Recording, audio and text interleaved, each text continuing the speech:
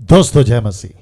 प्रभु यीशु मसीह के नाम से आप सभी का बहुत बहुत स्वागत करता हूं इस अद्भुत शिक्षा को सीखने समझने के लिए। जी दोस्तों, ठीक आपके स्क्रीन के ऊपर एक बहुत ही अद्भुत विषय रखा है और वह है नया जन्म पाना, जिसको इंग्लिश में ट्रांसलेट किया गया है बॉर्न अगेन। इसको हम कई बार सुनते हैं, कई बार पढ़ते हैं और कई बार कई प्रचारकों के मुंह से हमने इनकी शिक्षाओं को पाया है। लेकिन मेरा दावा है, आप सभी से मेरा दावा है, यह है या चैलेंज है, ऐसी खुलासा या ऐसा प्रकाशन इस व्यक्ति के साथ जिसका नाम है निकोदेमुस। यीशु ने किस तरीके से बात करी और किस तरीके से इसको समझाया, मैं समझता हूं आपका एंगल, जिसको कहते हैं नया जन्म पाना, उसके प्रति पक्का बदलेगा। साथ ही साथ आप बेहतर तरीके से कॉन्टेक्स्ट के साथ समझ पाओगे जो चर्चा, कन्वर्सेशन, वार्तालाप यहां यीशु की हुई है, उसको समझने सुनने के बाद में यह पक्की बात है कि आपकी बॉर्न अगेन के प्रति विचारधारा और मजबूत होगी। खुद भी सीखोगे जो आपने पाया है, जब दूसरों को सिखाओगे ना तो मजबूती आ जाएगी। उसी मकसद से ये वीडियो बना रहा हूं। बॉर्न अगेन, नया जन्म क्या है, इसको पाना क्या होता है, इन सभी पर अभी यहां चर्चा हो रही है। जी दोस्तों, लीजिए, मेरी टीचिंग शुरू हो चुकी है। आप सब खैरियत से हैं, सलामत हैं, ऐसी आशा रखते हुए यहां से आगे बढ़ना चाहूंगा। लेकिन साथ ही साथ आपको यह भी बताता चलूं कि इस विषय पे फेसबुक के ऊपर 2 या 3 दिन पहले 26 जनवरी को 2021 इस पे मैंने ऑलरेडी बात करी है, पब्लिक प्लेस में या पब्लिक मीटिंग में, जहां पर तरह तरह के लोग, विश्वासी अविश्वासी सभी आए हुए थे। लेकिन अब जो मैं वीडियो बना रहा हूं, बहुत बारीकी से बहुत सारे वचन को और ऐड किया हूं और कॉन्सेप्ट भी बहुत कुछ अलग तरीके से आपके बीच में रख रहा हूं। तो जिसने फेसबुक पे वीडियो देखी है 26 जनवरी की, आप फिर से देखें, बहुत कुछ अलग और आपको मिलेगा और आप भी बहुत बारीकी से सीख पाओगे। तो चलिए दोस्तों, शुरू करता हूं। सबसे पहले आप ये चित्र देख लीजिए और आपके दिमाग में एक कल्पना कर लीजिए कि बिल्कुल ऐसे ही यीशु के पास एक व्यक्ति जिसका नाम है निकोदेमुस आया था। और कब आया था, क्या क्या किया, क्या बातें हुई, एक एक करके आपके बीच में रखता जाऊंगा। इस व्यक्ति को यीशु ने समझाया था। जी, आपने ठीक देखा, ठीक सुना, इस व्यक्ति को यीशु ने समझाया था। क्या? नया जन्म क्या होता है। इस व्यक्ति को यीशु ने समझाया था कि नया जन्म क्या होता है। दूसरे शब्दों में, नया जन्म पाना क्या होता है, व्हाट इज बॉर्न अगेन, इसके प्रति इसको समझाया था ना।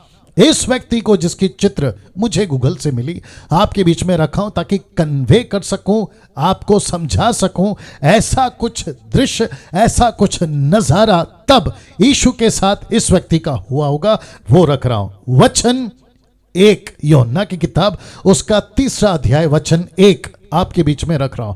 नाउ, हम सभी जानते हैं कि यीशु के प्रति कम से कम 4 किताबें हैं जो यीशु की कहानी, घटना, क्रूस पे मरना, जी उठना, चमत्कार इत्यादि को बताता है। मत्ती, मरकुस, लूका, यूहन्ना। लेकिन इन 4 किताबों में आखिरी किताब यानी कि यूहन्ना, द बुक ऑफ जॉन, उसको बहुत बहुत बेहतर अलग तरीके से इसको रिकॉर्ड करता है, जो बाकी 3 किताबों में नहीं मिलेगा। तो इसका मतलब है कि नया जन्म पाना या बॉर्न अगेन एक मात्र पुस्तक है और उसका नाम है यूहन्ना की पुस्तक। लिखा है, आइए देखते हैं क्या।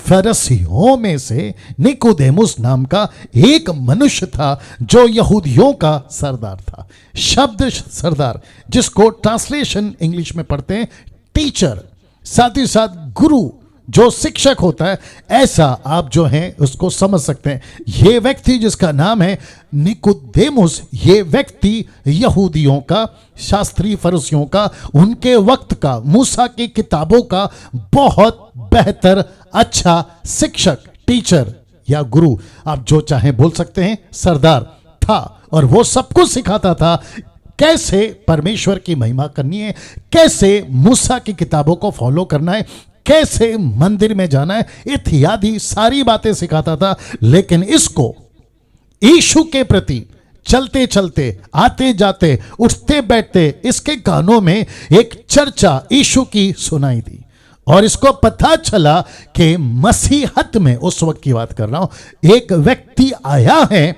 जो ऐसी बातें करता है जो सबसे हटकर और सबसे अलग और अद्भुत है। जब इसको पता चला, इसने तय किया मैं इस व्यक्ति से मिलना चाहूंगा जिसका नाम है यीशु, जिसका नाम है यीशु। और याद रखिए, यह व्यक्ति अच्छा था, यह व्यक्ति सज्जन था, यह व्यक्ति का नेचर, यह व्यक्ति का स्वभाव क्रोध वाला, विरोध वाला, यीशु को पसंद नहीं करने वाला, ऐसा कुछ नहीं था। यह बहुत अच्छा था। कैसे पता चलता है? टोटल कन्वर्सेशन में, जिससे आप भी सहमत हो जाएंगे। नाउ वचन 2 इसी किताब का, वचन 2 इसी चैप्टर का, वचन 2 क्या कहता है देखिएगा। ऐसा लिखा है, उसने रात को यीशु के पास आकर उससे कहा, किससे? यीशु से। लिखा है, हे रब्बी, हम जानते हैं कि तू परमेश्वर की ओर से गुरु होकर आया है, क्योंकि कोई इन चिन्हों को जो तू दिखाता है, यदि परमेश्वर उसके साथ ना हो तो नहीं दिखा सकता। दूसरे शब्दों में, यीशु की जितनी जानकारी इसको मिली, उसकी व्याख्या या उसका ट्रांसलेशन या उसके प्रति बातों को रखता है कि मुझे पता है। कौन कहता है? निकोदेमुस। मुझे पता है आप ऐसे हो, मुझे पता चला है आपके चमत्कार अद्भुत हैं। और अभी जो फ्रेश घटना मार्केट में उन दिनों की जो चल रही थी, वो ये थी कि दूसरे ही अध्याय में, ठीक इसके पहले, यीशु ने एक ऐसा चमत्कार किया था जिसको कहते हैं पानी से दाखरस, टर्निंग वाटर इनटू वाइन। ऐसी चमत्कार इसके कानों में आई थी। तो इसने कहा कि आप बिल्कुल परमेश्वर की ओर से हैं। साथ ही साथ इसने यीशु को श्रीमान या सर या रिस्पेक्टेड सर नहीं कहा, इसने कहा रब्बी। रब्बी का मतलब होता है गुरु, गुरु का मतलब होता है टीचर, जो सिखाता है। और इसने बिल्कुल ठीक संबोधित किया और इसने कहा कि आप रब्बी हैं। क्यों? क्योंकि आप सिर्फ सिखाते, माफ करें, आप सिर्फ चमत्कार नहीं कर रहे हैं, लेकिन आप सिखा रहे हैं। और ऐसा सिखा रहे हैं कि मानो परमेश्वर आपके साथ है। देख लीजिए, लिखा है कि यदि परमेश्वर उसके साथ ना हो तो नहीं दिखा सकता। तो आपके साथ परमेश्वर है। अब बहुत ध्यान से सुनेगा, इन सब के बीच में यीशु के दिमाग में एक बात थी। मैं आपको थोड़ा सा कनेक्ट करता हूं, क्योंकि दूसरे अध्याय में पहला चमत्कार हुआ। दूसरे अध्याय में यीशु ने कोड़ा बनाकर, आपको याद होगा, रस्सियों का कोड़ा बनाकर मंदिर में जाकर वहां जितने भी गलत काम कर रहे थे, बिजनेस कर रहे थे, लूटपाट कर रहे थे, गैम्बलिंग कर रहे थे, उन सबको पीटा है, उन सबको वहां से भगाया है, उन सबको कहा है कि यह घर परमेश्वर का घर, प्रार्थना का घर होना चाहिए, लेकिन तुमने इसको डाकुओं का अड्डा बना दिया है। याद आ गया होगा आपको। तो ठीक ऐसी बातों को करते करते यीशु को पता था कि मैं यरूशलेम में हूं, यीशु को पता था मैं मंदिर में हूं, और यीशु को पता था यहां कुछ ऐसे लोग हैं जिनको मेरी टीचिंग देनी बहुत जरूरी है। एक ऐसा सब्जेक्ट, एक ऐसा वचन इस व्यक्ति को बताना जरूरी है, और जिसको कहते हैं, वापस रख देता हूं, जिसको कहते हैं बॉर्न अगेन, जिसको कहते हैं नया जन्म पाना। मैं फिर से कहता हूं, अगर आप लोग देख रहे हैं, कम से कम 1-1.25 घंटे का यह मैसेज होगा। बहुत ध्यान से सुनेगा, बहुत बारीकी से सुनेगा, खुद को सेटल कर लीजिएगा, घर में, बाहर, गाड़ी में, आप जैसे भी हैं, रात में, दिन में, हेडफोन लगाकर बहुत ध्यानपूर्वक हाथ में बाइबल रखकर सीखेगा। मैं वापस कहता हूं कि बॉर्न अगेन, नया जन्म के प्रति आपकी जो कॉन्सेप्ट है ना, वो पक्का चेंज होगी और मजबूती आ जाएगी, खुद के लिए भी और दूसरों को सिखाने के लिए भी। इसलिए फिर कह रहा हूं, नाउ यीशु ने इस व्यक्ति को एक ऐसी बात बताई जिसको कहते हैं नया जन्म, जिसको कहते हैं बॉर्न अगेन। मसीहत इसी पे टिकी है। मैं फिर कहता हूं, मसीहत इसी पे टिकी है। आप जिस किसी को भी सुसमाचार सुनाते हैं, आप सबसे पहले कोशिश करते हैं कि इस व्यक्ति को मैं यीशु के बारे में, ऐसे व्यक्तियों को मैं यीशु के बारे में, आपके पड़ोसी को मैं यीशु के बारे में बताऊं। और टोटल कन्वर्सेशन में, बातचीत में आप ये सब्जेक्ट जरूर डालते हैं, आपका उद्धार होना जरूरी है, जिसको कहते हैं नया जन्म, बॉर्न अगेन। और उसको अगर हम ठीक से नहीं समझे या ठीक से कन्वे नहीं कर पाए तो यहां भी मुसीबत है, और परमेश्वर भी दंड दे सकता है। और प्रभु कहेगा कि तूने ठीक से क्यों नहीं समझाया। मैं फिर कहना चाहता हूं, बहुत ध्यान से सुनिएगा, आप बहुत कुछ सीखोगे। तो इस व्यक्ति को यीशु मसीह अब कुछ कहने जा रहा है, क्योंकि यह व्यक्ति कहता है आप जो चमत्कार करते हैं, आप जो चिन्ह दिखाते हैं, अगर प्रभु आपके साथ नहीं होगा तो नहीं हो सकता। तो दूसरे शब्दों में यह व्यक्ति को नहीं पता है, अभी बहुत ध्यान से सुनिए, इस व्यक्ति को नहीं पता है कि अगला वचन यानी 3:3 इसके पास में क्या आने वाला है। इसको नहीं पता था। जो बैठकर जिससे ये बात कर रहा है, ये मसीहा है। ये बैठकर जिससे बात कर रहा है, ये वो परमेश्वर का बेटा है जो जगत के लिए दिया गया है। आइए देखते क्या लिखा है। यीशु का जवाब, जी मैं फिर कह देता हूं, यीशु का जवाब ये रहा। यीशु ने उसको उत्तर दिया, बहुत ध्यान से सुनिएगा, कि मैं तुझसे सच सच कहता हूं। किसी बात पर अगर ज्यादा जोर डालना हो या किसी बात को पुख्ता करना हो, कंफर्म करना हो, तो यीशु के मुंह से 2 बार निकलता था सच सच। और ये उतना ही सच है जितना ये जमीन, ये उतना ही सच है जितना ये आसमान, ये उतना ही सच है जितना आप आज जिंदा है। तो यीशु ने कहा, उत्तर दिया, मैं तुझसे सच सच कहता हूं निकोदेमुस, मैं तुझसे सच सच कहता हूं कि यदि कोई, ऐसा लिखा है ब्रैकेट में मैंने डाला है, हर मनुष्य की बात कर रहा है, लिखा है यदि कोई, वो हिंदू हो, वो मुस्लिम हो, वो सिख हो, वो ईसाई हो, वो बुद्धिस्ट हो, जैन हो, यहूदी हो, कोई भी, अमीर हो, गरीब हो, उच्च जाति, नीच जाति, पिछड़ी जाति, कोई भी हो, ऐसा लिखा है यदि कोई, पुरुष हो, स्त्री हो, या फिर और कोई जेंडर, लिखा है यदि कोई, हर मनुष्य ब्रैकेट में मैंने डाला। ना क्या कहते हैं यीशु के मुंह से पहली बार मसीह इतिहास में, पहली बार निकोदेमुस के कानों में, पहली बार मुझ जैसे प्रचारकों के पास यहीं से पहुंची। क्या लिखा देखिए, यदि कोई, हर मनुष्य नए सिरे से ना जन्मे। मैं रिपीट करता हूं, नए सिरे से ना जन्मे, इसका मतलब है जब तक वो नए तरीके से ना जन्मे, तो शब्द जन्म, शब्द है बॉर्न, शब्द है जन्म, नए सिरे से। क्या मतलब है, आगे लिखता है, तो परमेश्वर का राज्य देख नहीं सकता। शब्द पे ध्यान दीजिए, यदि कोई नए सिरे से ना जन्मे तो परमेश्वर का राज्य देख नहीं सकता। वचन 4 में निकोदेमुस के मुंह से ऐसा निकल गया, और स्वाभाविक है क्योंकि इसने कभी नहीं सुना था। यह फर्स्ट टाइम सुन रहा है ऐसा शब्द जो कभी कल्पना नहीं की थी, इनकी स्टडी में कभी नहीं आए, इनकी थियोलॉजी स्टडी में कभी नहीं आए, इनको कभी नहीं पढ़ाया गया कि नए सिरे से जन्म लेने का मतलब क्या होता है। आज लाखों धर्म के लोग या करोड़ों में ऐसे लोग हैं जो नहीं जानते हैं कि यह क्या होता है। और मसीहत और मसीह के लोग सिर्फ ये बताते हैं उद्धार क्या होता है, सैल्वेशन क्या होता है, मोक्ष क्या होता है, नए सिरे से जन्म क्या होता है। और जिसको यीशु कहता है कि परमेश्वर का राज्य देख नहीं सकता, अगर उसका जन्म अगर इस तरीके से नहीं हुआ, वो देख नहीं सकता। कहां नहीं देख सकता, मैं वो भी बताऊंगा। वचन 4, बहुत ध्यान से सुनिएगा, लिखा है वचन 4 में, निकोदेमुस ने उससे कहा, मनुष्य जब बूढ़ा हो गया, तो सबसे पहले यह पता चलता है कि यह व्यक्ति ऐसा था, यह व्यक्ति इतना बूढ़ा था। तो यह व्यक्ति कहता है, वापस रख दे रहा हूं, यह व्यक्ति कहता है जब मनुष्य बूढ़ा हो गया तो क्यों कर जन्म ले सकता है। दूसरा, क्या वह अपनी माता के गर्भ में दूसरी बार प्रवेश करके जन्म ले सकता है। तो ये व्यक्ति का जो दिमाग है ना, वो स्वाभाविक है, संसारिक है, शारीरिक है। इसकी जो बुद्धि और ज्ञान है ना, वो सब ये है जिसको कहते हैं फ्लैश, शरीर में। ये आत्मिक नहीं समझा। क्यों? क्योंकि इसका जन्म अभी तक आत्मिक तौर पे नहीं हुआ, जिसको वचन 5 में यीशु कह रहा है। और मैं भी रख देता हूं, फिर समझा देता हूं। वचन 5, उसी चैप्टर का वचन 5, यीशु ने फिर उत्तर दिया। देखिए कन्वर्सेशन क्या तगड़ी चल रही है। यीशु ने उत्तर दिया, मैं तुझसे सच सच कहता हूं, वापस आ गया 2 बार सच। मैं तुझसे सच सच कहता हूं जब तक कोई मनुष्य।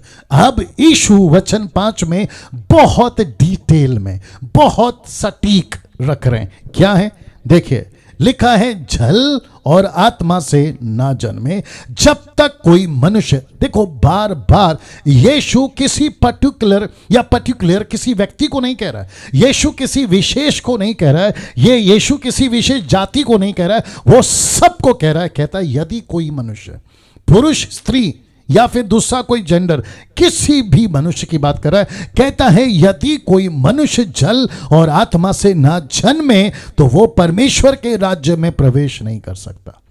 पहला लिखा है देख नहीं सकता, अब कहता है प्रवेश नहीं कर सकता। मैं उसको रखूंगा, लेकिन वापस यहां पे चलते हैं। तो ये व्यक्ति कहता है माता के गर्भ में। मैंने इसको जानबूझकर ब्लैक से स्पॉट किया है ताकि आपको समझा सकूं। माता के गर्भ से प्रवेश नहीं कर सकता। माता के गर्भ में क्या वह वापस जाएगा? तो यहां शब्द है माता का गर्भ। फिर यहां यीशु कहता है जब तक कोई जल और आत्मा से ना जन्मे। तो इसका मतलब है जन्म जो शब्द है जिसको कहते हैं बॉर्न अगेन, उसके ऊपर यीशु का ज्यादा जोर है कि मनुष्य का ऐसे जन्म लेना बहुत जरूरी है। तो यीशु यहां पर क्या कहने की कोशिश करे इस व्यक्ति को कि तुझे बुढ़ा से फिर बच्चा नहीं बनना है। तू बच्चा हो या बुढ़ा हो, जवान हो, पुरुष हो या स्त्री हो, कोई भी हो, बात यहां पर जन्म की हो रही है। इसका मतलब यह नहीं है कि तुझे वापस से शारीरिक जन्म लेना, नहीं, यहां बात हो रही है आत्मिक। यहां बात हो रही है आत्मिक। नाउ यीशु ने यहां पे 2 शब्दों पे जोर दिया। मैं चाहता हूं कि वो आपके बीच में पहले रख दूं। लिखा है यहां 2 बातें हैं। एक, देख नहीं सकता अगर आत्मिक जन्म नहीं लिया। दूसरा, प्रवेश नहीं कर सकता। इसी को ट्रांसलेशन इंग्लिश में आया, ही कैनॉट सी, ही कैनॉट इंटर। मैं रिपीट करता हूं, ही कैनॉट सी, ही कैनॉट इंटर। इसका मतलब है वो देख नहीं सकता, प्रवेश नहीं कर सकता। कहां नहीं देख सकता? यहां। कहां नहीं प्रवेश कर सकता? वहां। जी, आपने ठीक सुना। फिर कह देता हूं, देख नहीं सकता कहां? यहां। प्रवेश नहीं कर सकता कहां? वहां। He cannot see where? Here. He cannot enter where? There. इसका मतलब है अनंत काल का जीवन, मरने के बाद वो स्वर्ग में नहीं जा सकता। बाप रे। अब समझना होगा नया जन्म क्या होता है, क्योंकि हमारा जो मेन टॉपिक है वो यही है कि नया जन्म क्या होता है। यीशु ने क्यों कहा जल और आत्मा। अब जो स्टडी है या टीचिंग है ये अब डेप्थ में जाएगी, गहराई में। अब आपको एक एक चीज को बारीकी से समझना होगा। तो फिर कहता हूं कि यीशु ने क्यों कहा जल और आत्मा। अक्सर मैं समझता हूं 99.9% जब प्रचारक प्रचार करते हैं या कोई टीचर टीच करता है या कोई इवेंजलिस्ट प्रीच करता है, वो कहता है जल का मतलब है पानी का बपतिस्मा और आत्मा का मतलब है पवित्र आत्मा का बपतिस्मा। ये कॉन्सेप्ट यहां क्लियर हो जाती है, ऐसा वो कहते हैं। अब ध्यान से देखिएगा, फिर कहता हूं कॉन्टेक्स्ट को पकड़िए, फिर कहता हूं टीचिंग को पकड़िए, फिर कहता हूं यीशु की बातों को पकड़िए। ना बपतिस्मा के खिलाफ डैनियल राज नहीं है, पानी का बपतिस्मा के खिलाफ मैं नहीं हूं। मैं खुद लिया हूं पिता पुत्र पवित्र आत्मा के नाम से, 1 बार डुबाने वाला, नॉट 3 बार, ठीक है ना ही छिड़काव वाला। मैं फिर कहता हूं डैनियल राज बपतिस्मा के खिलाफ नहीं है। पिता पुत्र पवित्र आत्मा 1 बार डुबाना, जिसको कहते हैं 1 बार डुबकी देना, ठीक है ना, उसके मैं पक्ष में हूं, मैं उसके खिलाफ नहीं हूं। साथ ही साथ मेरी जितनी मिनिस्ट्री है, मेरे पास्टर्स जितने मेरे साथ काम करते हैं, उनको भी यही सिखाते हैं कि बपतिस्मा होना बहुत जरूरी है। पानी का बपतिस्मा जो मरकुस का 16 में लिखा है। यदि कोई विश्वास ना करे, बपतिस्मा नहीं ले, उसका उद्धार नहीं हो सकता। जो लेगा, विश्वास करेगा, उसका उद्धार होगा। नाउ बट प्रश्न उठता है कि निकोदेमुस को क्या बपतिस्मा के बारे में पता था, जिसको आप और हम सिखाते हैं, पानी का बपतिस्मा और पवित्र आत्मा का बपतिस्मा। तो क्या निकोदेमुस को पता था? हम सभी जानते हैं कि निकोदेमुस मत्ती के 28 अध्याय तक उसको नहीं पता चला कि यीशु किस बपतिस्मा का बात कर रहे हैं या बपतिस्मा कोई चीज होती है। लेकिन यहां पे जल का जिक्र क्यों? यहां जल का जिक्र क्यों? तो सबसे पहले आपको क्लियर कर देते हैं कि जल का जिक्र क्यों। तो आप लोग तैयार हैं? लीजिए, आपको पता है निकोदेमुस साथ ही साथ एक ऐसा टीचर था जो व्यवस्था को, मूसा की किताबों को, नबियों की किताबों को और ओल्ड टेस्टमेंट को बखूबी जानता था, सिखाता था। तो यीशु को पता था मैं जिससे बात कर रहा हूं वो इस पुस्तक को पक्का जानता है, और पुस्तक है एजेकिएल चैप्टर 36 वर्स 25, 36 का 25। जी, क्या लिखा है देखिए, लिखा है मैं तुम पर शुद्ध जल छिड़कूंगा। जैसे ही यीशु ने कहा होगा ना, मैं ये लिखा है शुद्ध जल छिड़कूंगा, उसकी बत्ती जली होगी, उसका दिमाग चला होगा, बोला यस, ये बात तो है, क्योंकि हेजेकिएल ने ये प्रोफेसी करी थी कि परमेश्वर ऐसा करेगा कि शुद्ध जल छिड़केगा। क्या लिखा देखिए, और तुम शुद्ध हो जाओगे, तुम शुद्ध हो जाओगे। बहुत बारीकी से सुनना होगा, लिखा है तुम पर शुद्ध जल छिड़कूंगा और तुम शुद्ध हो जाओगे। वचन 36 का 26 क्या कहता है देखिए, मैं तुमको नया मन दूंगा और तुम्हारे भीतर, अब जरा ध्यान दीजिएगा, लिखा है नई आत्मा उत्पन्न करूंगा। ये कौन सी आत्मा है जिसको यीशु कह चुका है यूहन्ना 14 में, यूहन्ना 16 में, मैं जा रहा हूं और उसको भेजूंगा। अब मैं आगे और क्लियर कर रहा हूं, वचन 27 में उसी चैप्टर का, और मैं अपना आत्मा मैं अपना आत्मा, परमेश्वर कह रहा है, मैं अपना आत्मा तुम्हारे भीतर देकर ऐसा करूंगा कि तुम मेरी विधियों पर चलोगे और मेरे नियमों को मानकर उसके अनुसार करोगे। उसी का 28 कहता है, और तुम मेरी प्रजा ठहरोगे और मैं तुम्हारा परमेश्वर ठहरूंगा।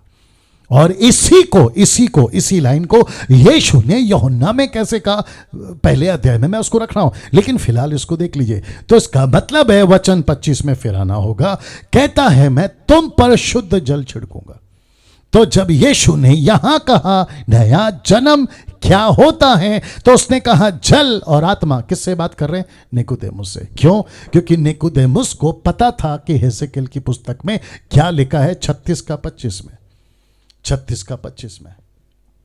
अब मैंने क्या कहा था आपसे, आपका जो कॉन्सेप्ट है ना नया जन्म का, वो पुख्ता हो जाएगा खुद के लिए भी और दूसरों को सिखाते वक्त भी।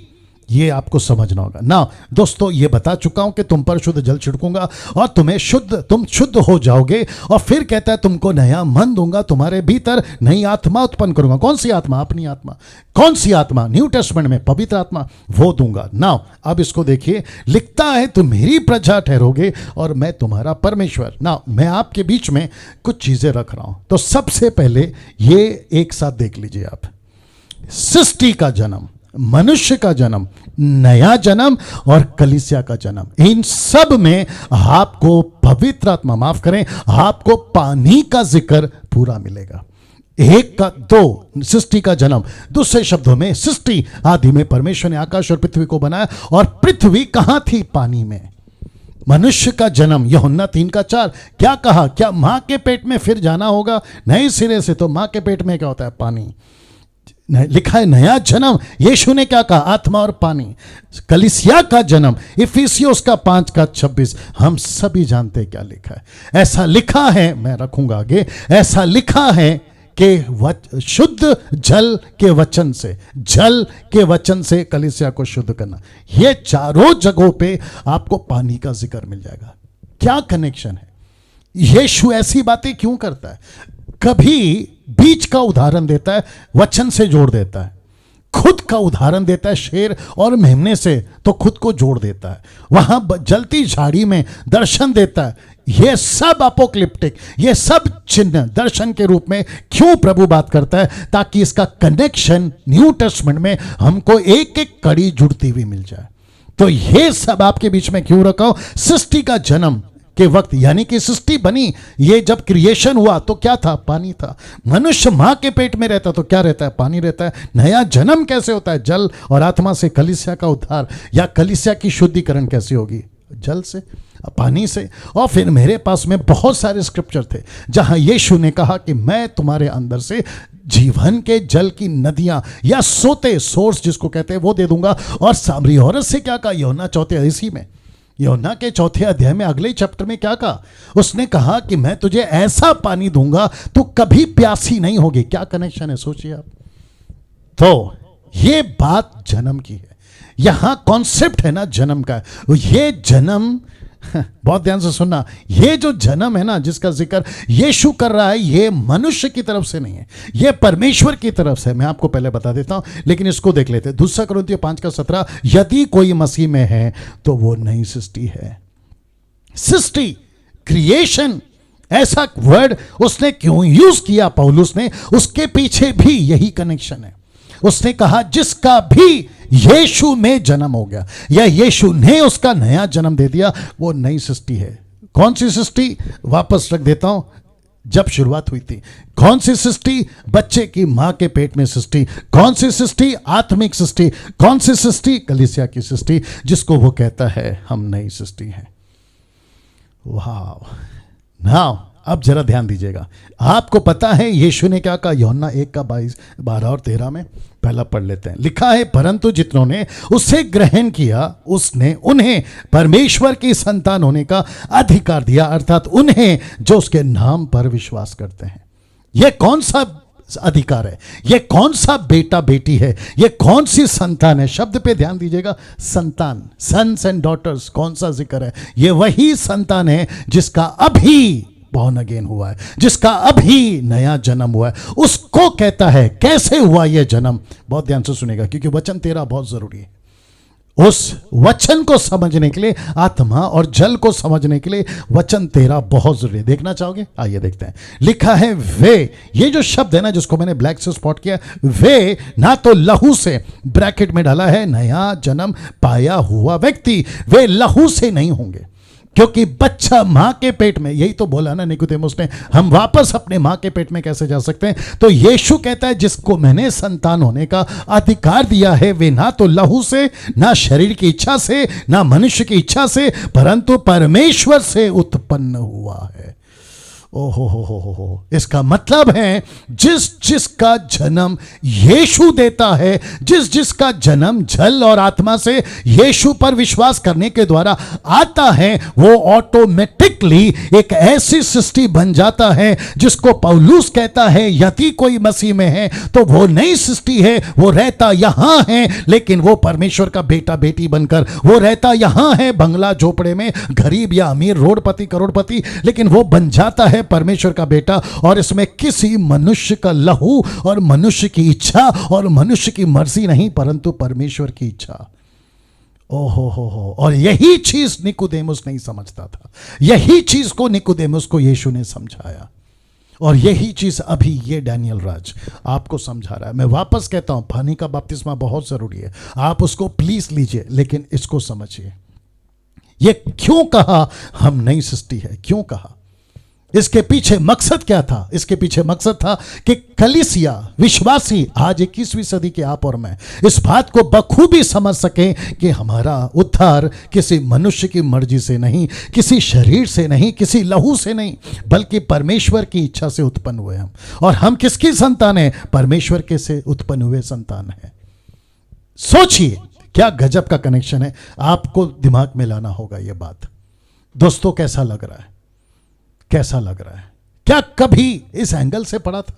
क्या कभी यूहन्ना 3:3, यूहन्ना 3:5 ऐसे पढ़ा था जो अभी आप पढ़ रहे हैं? मेरी कोशिश यही रहती है हमेशा, आप सभी को कॉन्टेक्स्ट में बात करूं, आप सभी को कॉन्टेक्स्ट वाली स्टडी दूं जो सही संदर्भ में बोली गई है। और यही चीज मैं फिर कहता हूं, वे ना तो लहू से, ना शरीर की इच्छा से, ना मनुष्य की इच्छा से, परंतु परमेश्वर से उत्पन्न हुए। मां के पेट में बच्चा कौन डालता है? आप कहोगे कि शादी के बाद में, संबंध के बाद में बच्चा पेट में आता है, लेकिन लड़का है या लड़की ये कौन बनाता है? लड़का को पौलुस माफ करे, दाऊद कहता है मैं अद्भुत रीति से रचा गया हूं, मां के पेट में अद्भुत रीति से। ये कौन रचता है? परमेश्वर रचता है। अगर वहां परमेश्वर ने रचा, मां के पेट में, फिजिकल बात कर रहा हूं, अगर सृष्टि को परमेश्वर ने रचा पानी में से, तो आपको नहीं लगता है कि परमेश्वर मुझको और आपको भी अलौकिक तरीके से रचेगा? और यही तो मुस्लिम नहीं समझते कि यीशु मसीह बिना किसी संबंध के मां मरियम के पेट में आ कैसे गया, यही तो नहीं समझ में आ रहा। और यही तो रिश्ता है, और यही तो कनेक्शन है। जैसा यीशु अलौकिक पैदा हुआ, आत्मिक तौर पर परमेश्वर का संतान बनकर आया, वैसे ही आत्मिक तौर पर, आत्मा में, इन स्पिरिचुअल रिलम, आप और हम परमेश्वर के संतान हैं। यही तो लिखा है ना, परंतु परमेश्वर से उत्पन्न हुए।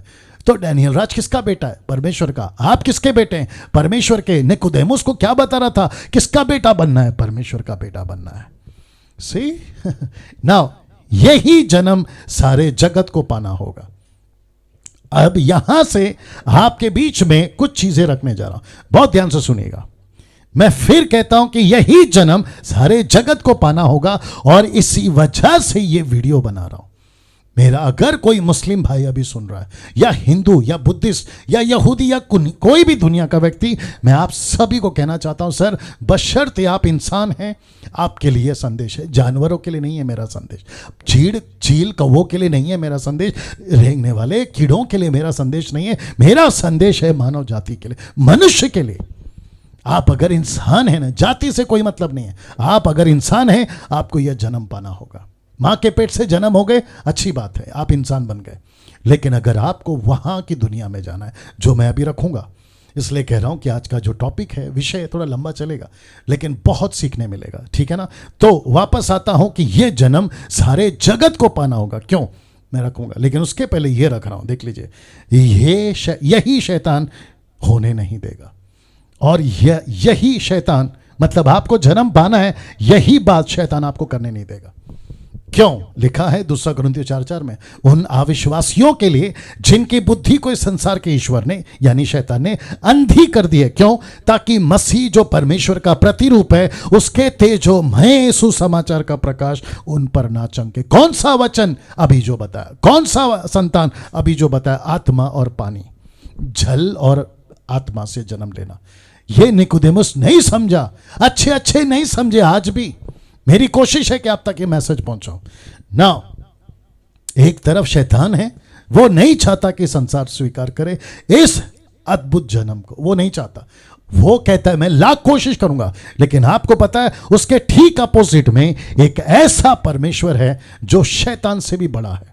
शैतान को तो उसने, दूसरे शब्दों में स्वर्गदूत को तो उसने बनाया, आप सभी जानते हैं, मैं उसके ऊपर नहीं आऊंगा। लेकिन इस परमेश्वर पिता की, लेकिन परमेश्वर ने एक अद्भुत योजना बनाई, एक अद्भुत योजना बनाई। यह सृष्टि तो बना दी उसने, ठीक है, मानव जाति भी पैदा हो गए, ठीक है, लेकिन अब उनको बचाना है एक ऐसे अलौकिक तरीके से जो यहां के साइंटिस्ट नहीं समझेंगे, यहां के इंजीनियर नहीं समझेंगे, यहां के पढ़े लिखे नहीं समझेंगे। इसलिए परमेश्वर ने एक ऐसी योजना बनाई कि सांप भी मर जाए और लाठी भी ना टूटे, मतलब मनुष्य को पाप से आजादी भी हो जाए और वो मेरे बच्चे भी बन जाए। ऐसी योजना बनाई। देखना चाहोगे क्या योजना है? जी रख रहा हूं। लेकिन परमेश्वर ने एक अद्भुत योजना बनाई, अपना एक लौता या पहलौठा पुत्र जगत को देने का, जिसको पहलौठा या फिर एक लौता बेटा, जिसको इंग्लिश ट्रांसलेशन है बिगॉटन सन, जिसको परमेश्वर ने कहा मेरा बेटा बनाकर भेज रहा हूं। दूसरे शब्दों में, बहुत ध्यान से सुनिए, मैंने पहलौठा शब्द क्यों लिखा है पता है? क्योंकि मूसा की स्टडी देते वक्त, विश्वासियों से बात कर रहा हूं, मूसा की स्टडी देते वक्त में मैंने कहा था कि उसने इजरायलियों को कहा कि तू मेरा पहलौठा है। यीशु को जगत में भेजता है अपना पहलौठा देकर। इजरायलियों को पहलौठा बोलकर परमेश्वर अपने वचन में बंध गया। बहुत ध्यान से सुनना, इजरायलियों को अपना पहलौठा बोलकर परमेश्वर बंध गया समझते, अपने शब्दों में वो बंध गया या फंस गया, बंध गया, जो बोलना चाहो।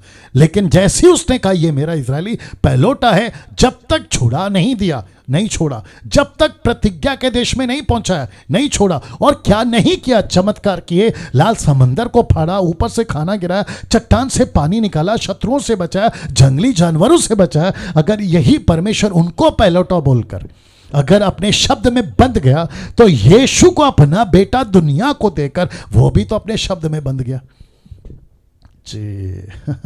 और आपको पता है, जैसे इजरायलियों को जब तक नहीं छोड़ा है ना, तब तक ये चुप नहीं बैठा, वैसे पूरे दुनिया को जब तक वो नहीं छुड़ा लेता, ये चुप नहीं बैठेगा।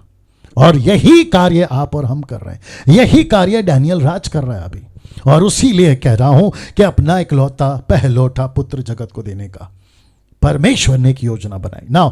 इसी को यीशु निकोदेमुस को समझा रहा है। यूहन्ना 3:16 एक ऐसा वचन है अजीजों, बहुत ध्यान से सुनिएगा, एक ऐसा वचन है जिसको बच्चे से बूढ़े, क्रिश्चियंस की बात कर रहा हूं, सब जानते हैं।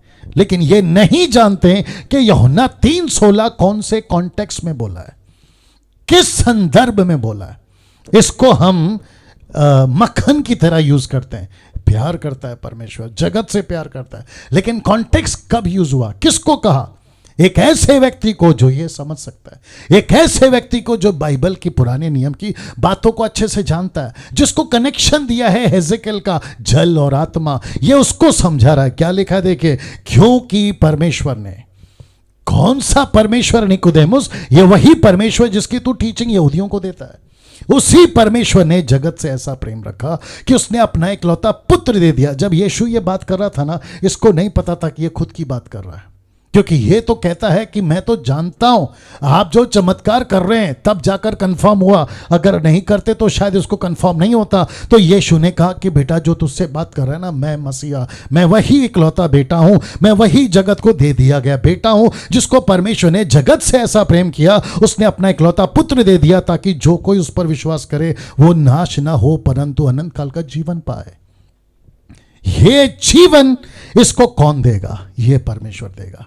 ये अनंत काल का जीवन इसको कौन देगा? इस निकोदेमुस को, मुझको और आपको कौन देगा? ये बेटा देगा। कैसे देगा वो भी मैं रखूंगा ना। इसीलिए इसको देख लीजिए, इसीलिए यीशु का जन्म सबसे अलग हुआ इस जगत में। इस जगत में सब ठीक है, इस जगत में।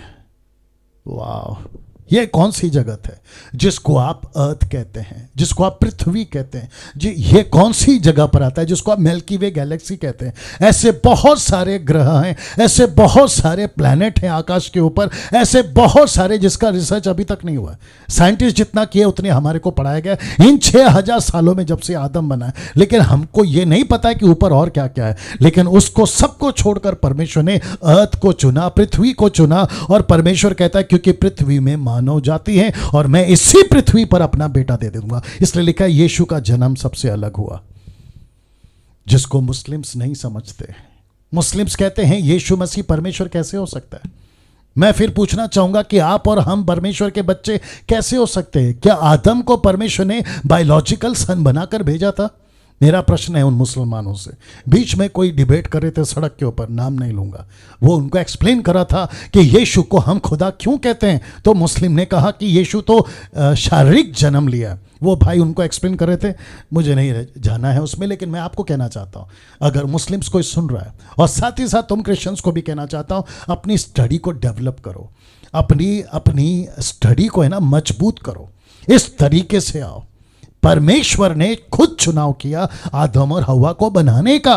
पहले पुरुष को बनाया, फिर और हवा को यानी औरत को बनाया, उसके अंदर अपनी रूह यानी कि पवित्र आत्मा रूह जीवन दिया। ये कैसे हो गया? कभी नहीं पूछा तुम, तभी नहीं पूछा तुमने।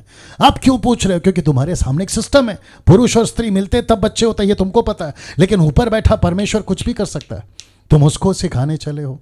तो यीशु को इस तरीके से भेजा, यह जरूरी नहीं था। फिर वापस कहता हूं कि जैसा यीशु पैदा हुआ, आत्मिक तौर पर बेटा बना, आत्मिक अलौकिक, वैसे ही हमको भी बनाया, जिसको कहते हैं नया जन्म, जल और आत्मा, जो किसी मनुष्य की मर्जी से नहीं, किसी व्यक्ति के लहू से नहीं, ये परमेश्वर की इच्छा से हम उसकी संतान है। ये समझाना चाह रहा हूं। इसलिए लिखा है यीशु को जन्म सबसे अलग था, यीशु का जन्म सबसे अलग था इसी दुनिया के लिए ना। दोस्तों इसको देखिए, ये जगत कुछ 6000 सालों से, ये जगत कुछ 6000 सालों से एक चीज में फंसा है, पड़ा है, और वो है पाप। ये किसको पता चला? एक ऐसा दास था जिसका नाम है पौलुस, उसको यह प्रकाशन मिला रोमियो 8:22 में, द बुक ऑफ रोमन 8:22। हम जानते हैं, कौन कहता है? पौलुस कहता है हम जानते हैं कि सारी सृष्टि अब तक मिलकर करहाती और पीड़ाओं में पड़ी तड़पती है। किसमें? पाप में। किसमें? निकोदेमुस किसमें, माफ करें, निकोदेमुस किसमें था? पाप में। डैनियल राज 28 साल पहले किसमें था? पाप में। आप और हम जब मसीह नहीं थे, हम किसमें थे? पाप में। और यही बात तो पौलुस कह रहा है कि पूरी दुनिया एक ऐसी चीज में पड़ी थी, फंसी थी, और वो है पाप। तो वहां से निकाल कर लाना, उसमें से छुड़ा कर। भजन संहिता 91 यही तो कहता है ना, मैं अपनी मां की पेट में पाप के साथ पड़ा। किसके साथ? पाप के साथ। या पाप के द्वारा, पाप में मैं मां के पेट में आया, मैं जैसे ही पैदा हुआ पाप में पैदा हुआ। सी मेरा जो बीज गिरा ना वो पाप में ही गिरा, इसलिए लिखा है कि पाप में पड़ा हुआ है। तो क्या इस जगत को एक ऐसा जन्म जिसको कहते हैं बॉर्न अगेन, जिसको कहते हैं फिर से जन्म लेना, जिसको कहते हैं जल और आत्मा से जन्म लेना, यह सिस्टम परमेश्वर ने बनाया। अगर इसको नहीं लिया, खत्म, गई भैंस पानी में। जी बहुत तगड़ा बोलना चाह रहा हूं, वापस से कह देता हूं, अगर इस तरीके से जन्म नहीं हुआ, इस जगत में पाप में पड़े हो, अगर जल और आत्मा से, जिसको यीशु निकोदेमुस को समझा रहा है, अगर नहीं लिया, तुम कोई भी हो, टाटा, बिरला, अंबानी, कोई भी हो, कोई फर्क नहीं पड़ता, बशर्ते तुम इंसान हो, नेता हो, अभिनेता हो, कोई फर्क नहीं पड़ता, रोडपति, करोड़पति, कोई नहीं फर्क पड़ता, आपको यह जन्म लेना होगा। इसलिए लिखा है सारी सृष्टि मिलकर तड़पती है ना। ये जो जगत है, यह जगत किस में फंसा हुआ है? पाप में। यह जगत किस में फंसा हुआ है? पाप में। यह जगत को क्या चाहिए? प्रश्न है ना, यह जगत को क्या चाहिए? पापों से छुटकारा, पापों से छुटकारा, दूसरे शब्दों में नया जन्म।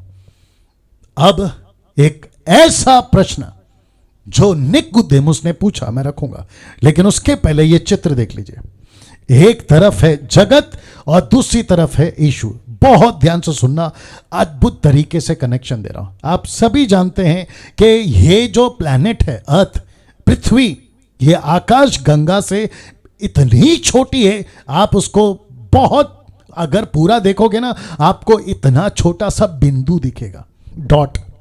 ये जगत, ये पृथ्वी की बात कर रहा हूं। तो सोच के देखो, वो परमेश्वर जिसने पूरे आकाश गंगा को बनाया, वो कितना बड़ा होगा, ये आपको समझा रहा हूं। तो उस छोटे से बिंदु को, जिसको परमेश्वर ने 6000 साल पहले इसी पृथ्वी को, आदम को बनाकर इसमें अपनी दुनिया बनाई और खुद की पहचान, मानव जाति जगत में खुद की पहचान यहोवा के नाम से, एलोहिम के नाम से और यीशु के नाम से, अब ये देने के लिए इस बेटे को इस जगत में भेजा। क्यों? शायद आप भूल गए, पाप में पड़ा है ना, पाप में पड़ा है ना, तो पाप से छुड़ाना है। दूसरे शब्दों में, इन बच्चों को जो इस जगत में, उनको एक ऐसा जन्म देना है ताकि वो उस दुनिया में प्रवेश करे जो इस दुनिया में नहीं है। अभी मैं रखूंगा उस दुनिया की बात। तो इस दुनिया से निकालकर उस दुनिया में पहुंचाने के लिए, जिसको कहते हैं बॉर्न अगेन होना जरूरी है, नया जन्म पाना जरूरी है, जिसके लिए यीशु का बलिदान बहुत जरूरी था। यीशु का बलिदान और जगत का उद्धार, ये है, देखिए, जगत का उद्धार। इस मकसद के साथ यीशु इस पृथ्वी पर आया। क्रिश्चियनिटी का धर्म स्थापना करने के लिए नहीं, यह आपको समझना होगा। यीशु किसी प्रकार का चर्च का घंटा या बजाने के लिए नहीं आया। यीशु मानव जाति को जगत से, पाप से छुड़ाने के लिए उसने अपना बलिदान दिया। जी, यह सच है, यह सच्चाई है ना। यूहन्ना उसका 3:16, आपने क्या देखा था? परमेश्वर ने जगत से प्रेम किया। लेकिन 17 में क्या लिखा, जानना चाहोगे? आइए बताते। फिर कहता हूं कि परमेश्वर ने इससे प्यार कर लिया। किससे? इससे। क्यों प्यार कर लिया? क्योंकि इसी जगत को अपना बेटा दे दिया। बेटा, जीसस क्राइस्ट, बेटा नहीं दिया होता, इसको कब का खत्म कर दिया होता, जैसे यहां आग लगी है। बेटा दे दिया ना, तो वचन में बंध गया, दूसरे शब्दों में फंस गया। किसको? ये दुनिया को बेटा देकर। उसने कहा अब बेटा तो दे दिया हूं, मुझे इस जगत से प्यार करना होगा। प्यार इसलिए किया है क्योंकि परमेश्वर कहता है कि मुझे पूरे दुनिया को बचाना है और वापस से इनको वो पहचान देनी है जो इसके ये हकदार हैं, ओरिजिनल परमेश्वर के ओरिजिनल संतान। क्योंकि बीच में पत्थर, लकड़ी, प्लास्टिक, कागज, ना जाने क्या क्या, सोना चांदी, लोहा, पीतल, बहुत से ईश्वर बन गए। कभी जानवर तो कभी पक्षी, कभी रेंगने वाले जंतु, कभी चूहा तो कभी सांप तो कभी कुत्ता, कभी हाथी, कभी बंदर इंसान की जगह पे, ये सबको भी भगवान बना दिए। बताइए। तो परमेश्वर कहता है कि इस दुनिया को मुझे बचाना है। क्यों? क्योंकि वचन 16 कहता है कि मैं प्यार कर बैठा। वचन 17 कहता है, देखिए, परमेश्वर ने अपने पुत्र को इस जगत में इसलिए नहीं भेजा कि जगत पर दंड की आज्ञा दे। मैं इस जगत में किसी प्रकार का जजमेंट नहीं लाऊंगा। मैं किसी प्रकार का भूकंप, किसी प्रकार का क्यों, किसी प्रकार का क्या कहते हैं बीमारी, मैं लाने के लिए अपने बेटे को नहीं भेजा। मैंने अपने बेटे को भेजा है तुमको बचाने के लिए। इसलिए लिखा है कि जगत पर दंड की आज्ञा नहीं दूंगा। कि जगत पर दंड की आज्ञा दे, इसलिए नहीं भेजा। फिर परंतु इसलिए कि जगत उसके द्वारा उद्धार पाए। वाह वापस कह रहा हूं, यीशु को जगत में क्यों भेजा? उसका मकसद था दंड देना नहीं, उसका मकसद था मानव जाति का उद्धार करना। ऐसी बातें कौन सी किताब में मिलेगी आपको? डंके की चोट पे बोलता हूं, निकाल के बताइए, नहीं मिलेगा। ऐसी बातें किस व्यक्ति ने कही सिवाय यीशु के? किसी ने नहीं। ये कौन कह रहा है? यीशु कह रहा है। किसको कह रहा है? निकोदेमुस को कह रहा है। कौन से कॉन्टेक्स्ट में कह रहा है? नया जन्म।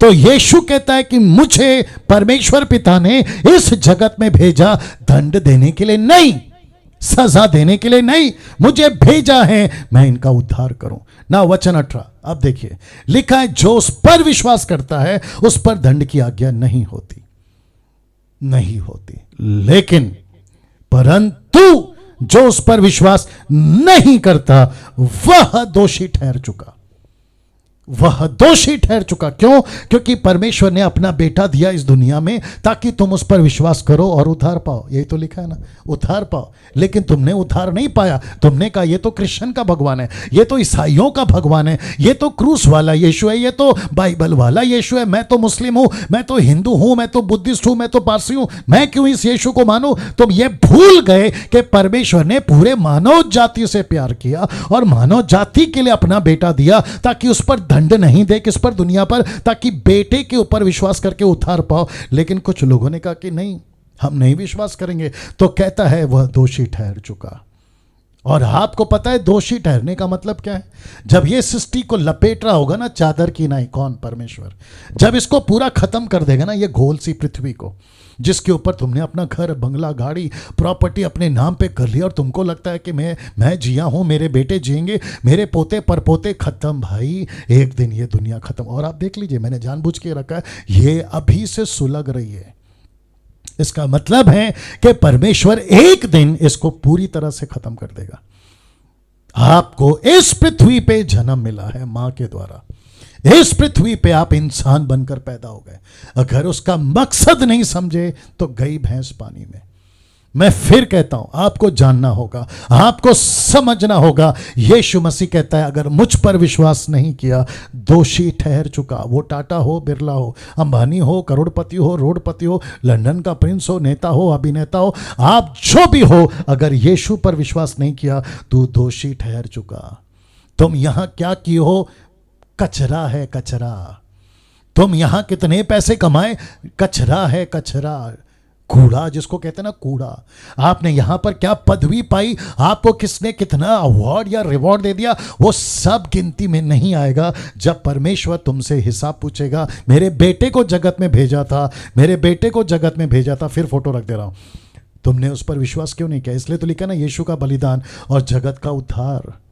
मुझे नहीं पता ये वीडियो कहां तक जाएगी, मेरी आशा है आप लोगों से कि पहुंचाइए। जहां तक इसको एडिट करो या छोटा बनाकर भेजो, जैसे भेजो, ये मैसेज पहुंचाइए कि इस पृथ्वी का एक एक व्यक्ति, आदिवासी कहीं का भी हो, एक एक व्यक्ति को ये उद्धार पाना जरूरी है, नहीं तो वो दोषी ठहर चुका। देख लीजिए, वो दोषी ठहर चुका। मुझे नहीं पता कि यूहन्ना की किताब को 3 अध्याय को किसी पास्टर ने, किसी बाइबल टीचर ने ऐसा पढ़ाया नहीं पढ़ाया, मुझे नहीं मालूम। लेकिन मैं इसको अपनी ड्यूटी समझता हूं, अपना कर्तव्य समझता हूं, क्योंकि मैं बाइबल टीचर हूं, प्रीचर हूं, मैं चर्च का पास्टर हूं, यीशु मसीह का सेवक हूं, उसका राजदूत हूं, और उसके बिहाफ में क्या कहते हैं उसको, मेल मिलाप के बीच में खड़ा हूं, मेल मिलाप कराने वाला। यही तो लिखा है ना 2 कुरिन्थियों 5:18 में, हम सबको उसने मेल मिलाप की सेवा दी है। मैं उस वसीले से बोल रहा हूं, अगर समझ गए तो बच गए, नहीं तो खत्म। लिखा है दोषी ठहर चुका। इसलिए क्यों दोषी ठहर चुका? इसलिए कि उसने परमेश्वर के इकलौते पुत्र के नाम पर विश्वास नहीं किया। उसने विश्वास नहीं किया। मैं फिर कहता हूं, बच जाओ, बच जाओ। अगर नया जन्म नहीं पाया है ना, बच जाओ। यीशु पर विश्वास करो। मां के पेट में जब थे तो तुमने क्या कहा था? यह दुनिया है। जब तुम यहां पहुंच गए तो क्या कह रहे हो? नहीं, अब ये दुनिया है। वैसे ही हम बता रहे हैं, इसके बाद एक और दुनिया, मैं रखूंगा फोटो, इसके बाद एक और दुनिया है, वहां की बात कर रहा हूं। अगर मां का पेट 9 महीना सच था, यहां का 100 साल की दुनिया ये सच है, तो अनंत काल की दुनिया भी सच है, उसकी बात कर रहा हूं। ना इसको देखिए 3:19 क्या कहते हैं, देखिए दंड की आज्ञा का कारण यह है कि ज्योति जगत में आई, ज्योति जगत में आई और मनुष्यों ने अंधकार को ज्योति से अधिक प्रिय जाना क्योंकि उनके काम बुरे थे, क्योंकि उनके काम बुरे थे और जिसके चलते उन्होंने जगत की ज्योति को नहीं पहचाना। अगर अंधकार में, इसलिए लिखा ना, ये देखिए ब्लैक स्पॉट किया, अंधकार में क्यों? क्योंकि यहाँ के काम ऐसे हैं बहुत सारी, मैं इसके ऊपर घुसूंगा तो बहुत टाइम चला जाएगा, लेकिन मैं आपको इतना सा बता देता हूं कि जगत के लोगों को अंधकार ज्यादा पसंद आया, क्योंकि 2 कुरिन्थियों 4:4 बता चुका हूं, शैतान नहीं चाहता कि यीशु की रोशनी उन पर पहुंचे, वो नहीं चाहता, इसलिए उसने क्या किया, उनको अंधकार के कामों में डाल दिया। अगर आप अंधकार के कामों में हो, नशे में हो, पाप में हो, मूर्ति पूजा में हो, आपके ऊपर ये ज्योति नहीं चमकेगी। नहीं समझोगे ना तुम, नहीं चमकेगी मतलब नहीं समझोगे। ये तो परमेश्वर का अनुग्रह है कि वो अपनी रोशनी तुम पर चमका रहा है, इसलिए फायदा उठा लो। ये वीडियो मैं इसलिए बना रहा हूं ताकि आप तक ये मैसेज पहुंचा सकूं। उसका 1:9 पढ़ते हैं, देखो क्या लिखा है, सच्ची ज्योति, इसी किताब की 1:9 आ गए, चैप्टर 1:9, अभी 3 नहीं 1 आ गया, ठीक है ना। सच्ची ज्योति, ये जॉन द बैप्टिस्ट कह रहा है, लिखा है सच्ची ज्योति जो हर एक मनुष्य को प्रकाशित करती है जगत में आने वाली थी, और मैंने लिखा है यीशु आने वाला था, क्योंकि ज्योति कोई और नहीं है, सच्ची ज्योति यीशु की बात हो रही है। यीशु ने कहा मैं जगत की ज्योति हूं, या तो यूहन्ना कहता है, जॉन द बैप्टिस्ट कहता है कि यीशु जो प्रकाश है, ज्योति है, वो जगत में आने वाली थी। वचन 10:9 के बाद 10, वह जगत में था, यानी यीशु था, जगत उसके द्वारा उत्पन्न हुआ। क्या बात है, यीशु ने सब कुछ बनाया। जो सूरज की तुम पूजा करते हो ना सुबह सुबह, उसको यीशु ने बनाया। तो जिसको बनाया है उसकी पूजा करोगे या जिस नहीं बनाया है उसकी पूजा करोगे? क्रिएशन की क्यों कर रहे हो, क्रिएटर की करो, यही तो समझा रहा हूं। लिखा है वह जगत में था और जगत उसके द्वारा उत्पन्न हुआ, यानी यीशु के द्वारा उत्पन्न हुआ, और जगत ने उसे नहीं पहचाना, यीशु को नहीं पहचाना।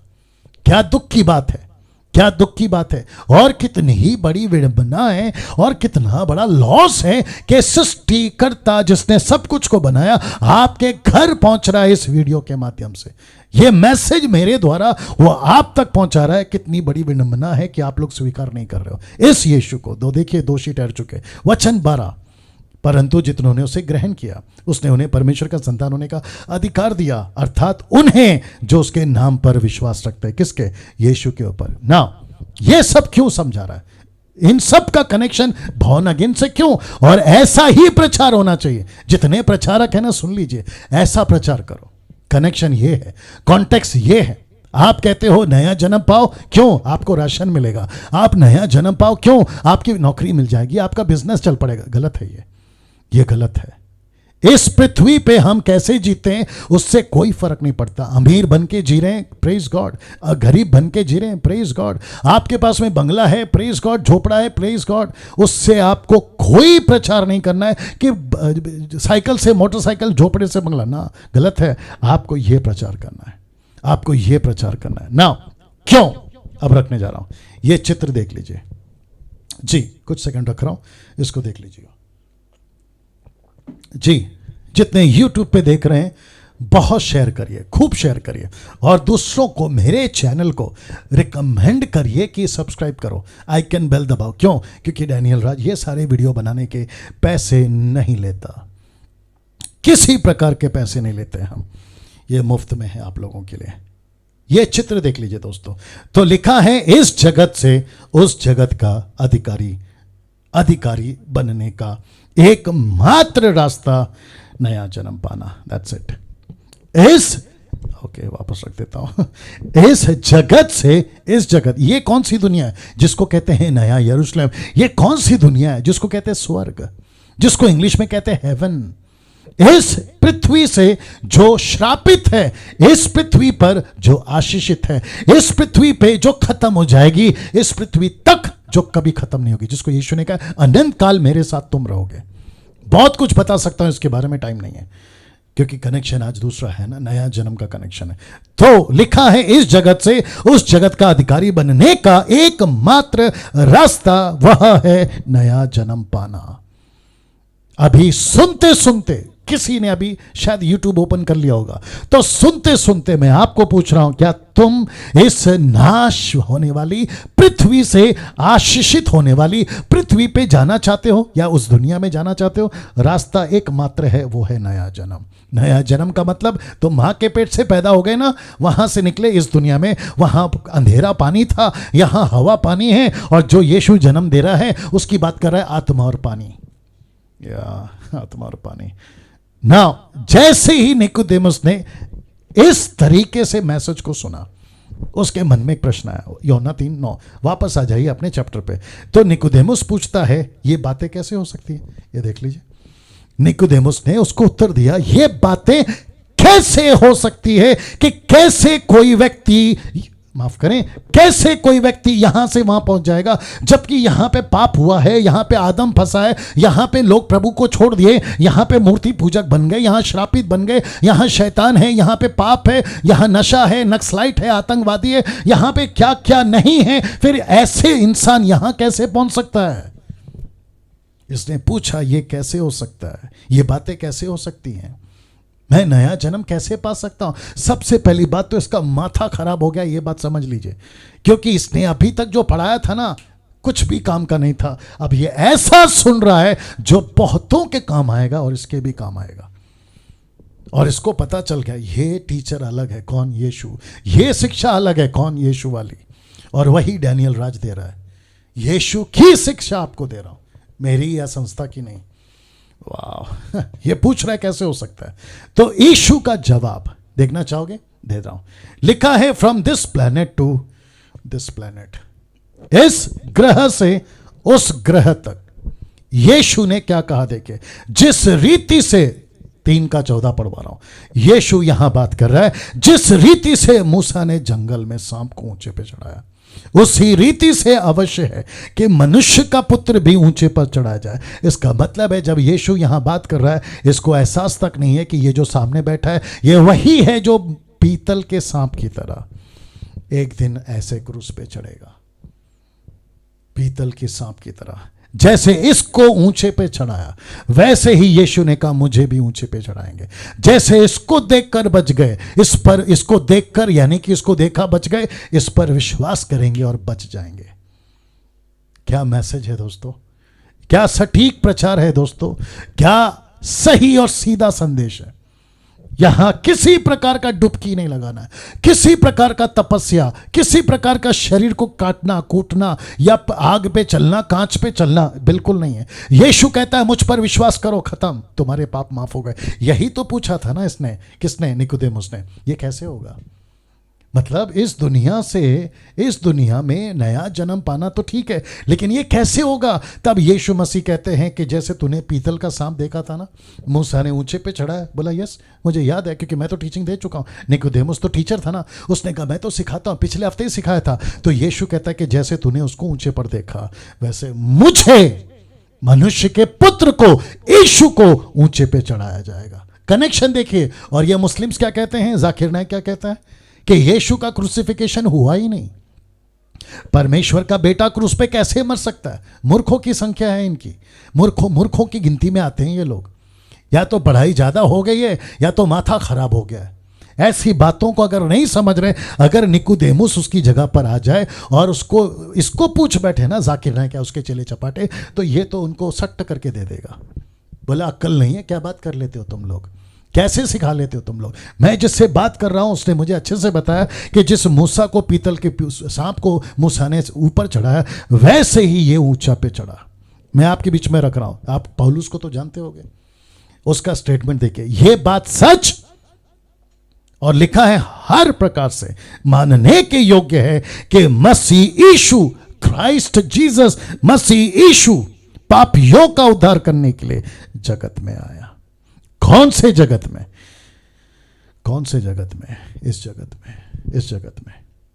यह सच हर प्रकार से मानने के योग्य है। पौलुस कहता है हर तरीके से मानने के योग्य कि यीशु मसीह यीशु, क्रिस्त यीशु पापियों का उद्धार करने के लिए इस जगत में आया। जी अब बताइए, चर्च में नहीं आया, किसी छोटे से गिरजाघर में नहीं आया, किसी छोटे से गांव में नहीं आया, सिर्फ यरूशलेम और इजरायलियों के लिए नहीं आया, ऐसा लिखा है पूरे जगत के लिए। महाराष्ट्रियंस तुम्हारे लिए, गुजरातियों तुम्हारे लिए, साउथ तुम्हारे लिए, नॉर्थ तुम्हारे लिए, अमेरिका, अफ्रीका, जापानीज कंट्री तुम्हारे लिए। और यीशु के बारे में पौलुस कहता है ये बात सच और हर प्रकार से मानने के लिए। क्यों इतना पुख्ता क्यों कह रहा है, इतने कॉन्फिडेंट के साथ में क्यों कह रहा है? दोस्तों, आप ये 3 ज्योतिषों को पूछिए, ये बताएंगे कि जिस तारे को हमने देखा था टिमटिमाते, उसने ये पैगाम दिया है कि यहूदा के देश में यहूदियों के लिए यहूदा बोलकर एक राजा पैदा होगा। जाकर पता लगा और निशानी है कि चरनी में एक बालक पैदा होगा। कौन सा बालक?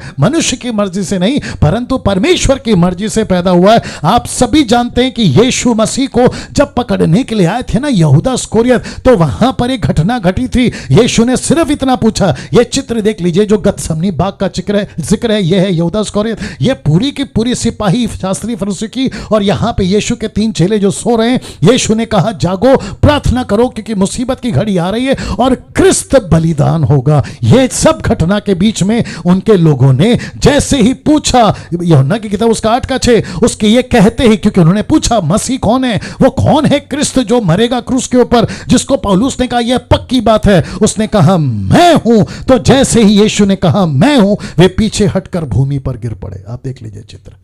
वो नीचे क्यों गिर पड़े? क्योंकि ये मसीहा था जिसने ये दुनिया बनाई है। वो बात को नहीं समझे तो इनको पूछो, ये बताएंगे कि वो मसीहा था। इस लड़की को पूछो या इस औरत को पूछो जिसका नाम है पिलातुस की पत्नी मिसेस पायलट, ये औरत बताएगी इस व्यक्ति को कि जिसको तुम पकड़ कर लेकर आए हो वो यीशु मसीह, जिसके कारण रात में मैंने दुख उठाया। मत्ती की किताब उसका 27 अध्याय वचन 18 और 19 में ये कहती है कि इसको दुख मत दो, ये मसीहा है। और ये वही पिलातुस है जिसने कहा ये देखो पुरुष।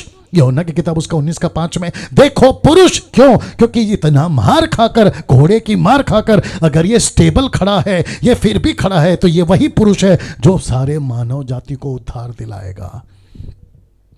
इनसे पूछो, ये बताएंगे कि यीशु की बात सच्ची है कि नहीं। इस सेंचुरियन से पूछो, इस सूबेदार से पूछो जिसने हजारों क्रूस पर मरते हुए लोगों को एक झटके में मरते देखा है। लेकिन जब इसने यीशु को देखा तो जानना चाहोगे क्या क्या हुआ है? यहां पे देखिए मत्ती का 27 का 50 में, तब यीशु ने फिर बड़े शब्द से चिल्लाकर प्राण छोड़ दिए। क्योंकि जो क्रूस पे मरा होता है ना, उसको सांस लेने में तकलीफ होती है, तो यीशु ने चिल्लाकर प्राण छोड़ दिए। इसको पता चल गया कि यह साधारण आदमी नहीं था। लिखा है उसने चिल्लाकर प्राण छोड़ दिए। मत्ती 27 का 51 कहता है देखो मंदिर का पर्दा ऊपर से नीचे तक फटकर 2 टुकड़े हो गए और धरती ढोल गई, चट्टानें तड़क गई। मंदिर का पर्दा क्यों फटा? किसी इंसान के मरने से मंदिर का पर्दा कभी फटा है? नहीं फटा। क्या चट्टानें तड़क गई? कभी ऐसा हुआ है? क्या कभी धरती डोल गई? कभी ऐसा हुआ है? क्यों यीशु के टाइम पे ही हो रहा है? यह सच्ची और पक्की बात है कि यीशु जगत का उद्धार करता है। यही तो पौलुस बता रहा है। फिर वचन 52 क्या कहता है? कब्रें खुल गई, सोई हुई पवित्र लोगों की लाशें यानी कि लौथे जी उठी। और लिखा है वचन 53 में उसके जी उठने के बाद, किसके? पवित्र लोगों के जी उठने के बाद, यीशु जैसे हमारा पवित्र लोग जी उठे, उठने के बाद कब्रों में से निकलकर पवित्र नगरों में गई और बहुतों को दिखाई दी। अब ये पवित्र कौन है मैं नहीं जानता। अब्राहम हो सकता है, इसहाक हो सकता है, याकूब हो सकता है, जोसेफ हो सकता है, सैमसन हो सकता है, आपका न जाने कितने पवित्र लोग हैं जो मरे थे, उसमें से नबी लोग हो सकते हैं। ऐसा लिखा है। ये क्यों हुआ? क्योंकि यीशु मसीह इस पृथ्वी पर मरा है। यीशु मसीह उस पृथ्वी पर अपना लहू बहाया। ये सारे सिम्टम्स हैं। फिर 54 कहता है तब सूबेदार और जो उसके साथ थे यीशु का पहरा दे रहे थे, भूढोल हुआ और जो कुछ हुआ था देखकर अत्यंत डर गए और कहा, क्या कहा? लिखा है सचमुच यह परमेश्वर का पुत्र था। ऐसा शब्द इसके मुंह से क्यों निकला? जबकि कई लोगों को ये मार चुके थे, कई डाकुओं को ये मार चुके थे, लेकिन उन सब में से एक ऐसी सलीब, एक ऐसी मौत, जब ये मर रहा था ना, तो इनके मुंह से निकल गया सचमुच में ये परमेश्वर का पुत्र है। इनको पूछो, ये बताएंगे कि यीशु कितना सच्चा है। अब इनको पूछो, ये बताएंगे कि यीशु को मैंने साक्षात देखा है अपनी आंखों से। ये कौन है? ये वो मैरी मैगदलीन है। जब यीशु क्रूस में से जी उठे ना, तो इसने इसका दर्शन पाया और यीशु ने कहा मुझे मत छू। यूहन्ना की किताब उसका 20 का 16, यीशु ने कहा मुझे मत छू, मैं अभी तक ऊपर नहीं गया। इसको पूछो ये बताएगी, ये दो लड़कों को पूछो ये बताएंगे। इमाउस के रास्ते में जब मैं यीशु से बातें कर रहा था, ये दोनों कह रहे हमने उसको पहचाना, उसने रोटी तोड़ी हमने पहचाना, हाथ में नील उसका निशानी थी खीलों की, हमने पहचाना। और दौड़ते दौड़ते पतरस के पास जाकर कहा कि तुम्हारा मसीहा जी उठा है, इनको पूछो ये बताएंगे। और जब यीशु जी उठा तो पौलुस क्या कहता है इसी पहला कुरिन्थियों 15:1 में, हे भाइयों मैं तुम्हें वही सुसमाचार बताता हूं जो पहले सुना चुका हूं, जिसे तुमने अंगीकार भी किया था, जिस पर तुम स्थिर भी हो। क्या लिखता है देखो वचन 2 में, उसी के द्वारा तुम्हारा उद्धार भी होता है, यदि उस सुसमाचार को जो मैंने तुम्हें सुनाया था स्मरण रखते हो, नहीं तो तुम्हारा विश्वास करना व्यर्थ होगा। वचन 3 कहता है, इसी कारण मैंने सबसे पहले तुम्हें वही बात पहुंचा दी जो मुझे पहुंची थी, कि पवित्र शास्त्र के वचन के अनुसार यीशु मसीह हमारे पापों के लिए मारा गया। पवित्र शास्त्र के वचन के अनुसार यीशु मसीह हमारे पापों के लिए मारा गया। फिर कहता है वचन 4, और गाड़ा गया, पवित्र शास्त्र के अनुसार तीसरे दिन जी उठा। फिर कैफा को, तब 12 को दिखाई दिया, कैफा मतलब पतरस को, फिर 12 को दिखाई दिया। वचन 6 कहता है, फिर 500 से भी अधिक लोगों को, भाइयों को दिखाई दिया। कई तो जिंदा हैं और कई तो मर गए। 500 से भी अधिक। ये 500 लोग पागल थे, जाकिर नायक। ये 500 लोग पागल थे, राहुल आर्या। ये 500 लोग पागल थे जो तुम लोग कहते हो यीशु क्रूस पे नहीं मरा। इन सबको पूछिए, ये बताएंगे कि मसीहा कितना था। अब ये चित्र देखे बड़ी शान से, यीशु मसीह बादलों पर उठा लिए गए। अगर सच नहीं होता तो क्या ये पागल है? ये था मसीहा जिसका मैं पैगाम सुना रहा हूं, जिसके लिए ये सब इसलिए सुना रहा हूं ताकि आपका नया जन्म हो और आप उद्धार पा सकें। यीशु को देखा गया यहां पर, ये शद्रक मेशक अबेदनगो, यीशु को देखा गया आग के अंदर। जो नबूकदनेस्सर राजा वहां पे देख रहा है कि परमेश्वर के पुत्र सरी का, यह दानियल था जिसने यीशु को देखा। ये ओल्ड टेस्टमेंट में कितना सच है। नबूकदनेस्सर के टाइम पर जो 4 मेटल्स हैं, जिसको किंग्स एंड स्टेट्स एंड राष्ट्रों को बताता है, आपका जो क्या कहते हैं उसको, रोम की जो सरकार है, यूरोपियन कंट्री है, ये पत्थर, ये चट्टान जो निकला है, ये यीशु को दर्शाता है। दर्शन किसका देख रहा था? यीशु का देख रहा था। और ऐसे ही एक दिन यीशु बादलों के साथ आएगा, घोड़ों के साथ आएगा। और फिर लिखा है ये वाला, अब मैं समाप्त कर रहा हूं, बहुत ध्यान से सुनिएगा। एक दिन लाखों करोड़ों बिलियन ट्रिलियन की भीड़ ऐसे सामने खड़ी होगी और यीशु मसीह एक ही चीज पूछेगा। वचन देख लीजिए, 1 यूहन्ना 5:12, जिसके पास पुत्र है उसके पास जीवन है, जिसके पास परमेश्वर का पुत्र नहीं उसके पास में जीवन नहीं। यही तो समझाया था यीशु ने उत्तर दिया कि मैं तुझसे सच सच कहता हूं, जब तक कोई मनुष्य जल और आत्मा से ना जन्मे लिखा है तो वह मानव जाति, ब्रैकेट में वह मानव जाति परमेश्वर के राज्य में प्रवेश नहीं कर सकता। आपको अगर प्रवेश करना है ना दोस्तों, आपके पास में नया जन्म होना जरूरी है, जिसको इंग्लिश में कहते हैं बॉर्न अगेन। कैसे पा सकते बॉर्न अगेन? कैसे पा सकते नया जन्म? एक एक चीज बारीकी से समझा दिया हूं।